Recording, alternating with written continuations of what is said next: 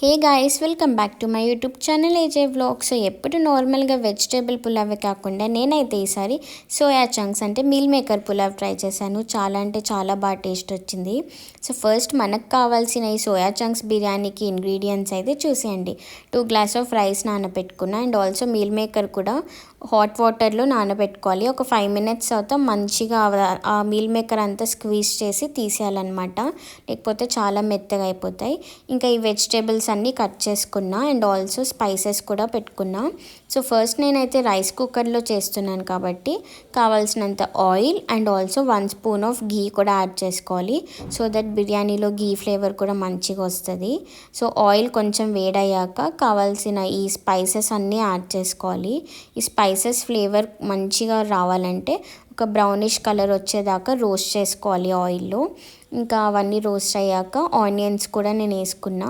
Onions కూడా light brownish colour వచ్చాక మనం కట్ చేసుకుని ఆలు, క్యాలీఫ్లవర్, పచ్చిమిర్చి, క్యారెట్, టొమాటోస్ ఇవన్నీ యాడ్ చేసుకున్నాక నేను ఆల్రెడీ నానబెట్టుకున్న హాట్ వాటర్లో నానబెట్టాలి ఎప్పుడన్నా మీల్ మేకర్. సో ఆల్రెడీ పెట్టుకున్నాను అనమాట.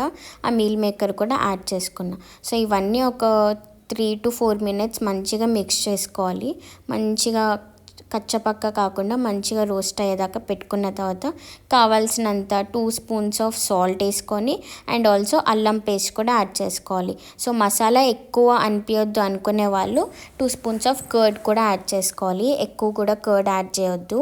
So that spices curd add చేస్తే స్పైసెస్ కూడా ఎక్కువ మసాలా అవ్వకుండా ఉంటుంది నార్మల్ టేస్ట్లో.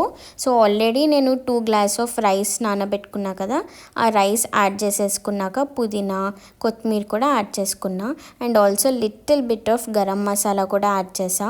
సో ఇవన్నీ మిక్స్ చేసుకున్నాక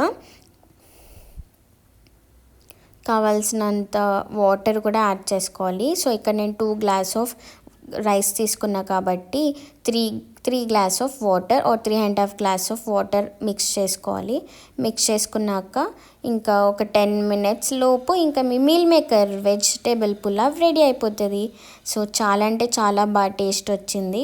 సో దీనికి మనం గ్రేవీ లాగా కూడా చేసుకొని తినవచ్చు, కాంబినేషన్ ఆర్ కర్డ్ రైతాతో కూడా తినవచ్చు. సో మాకైతే చాలా బాగా సెట్ అయింది. మీ అందరు కూడా ట్రై చేయండి. Thanks for watching. Please do like, share and subscribe to my YouTube channel ఏజే vlogs. Follow for more. Bye guys.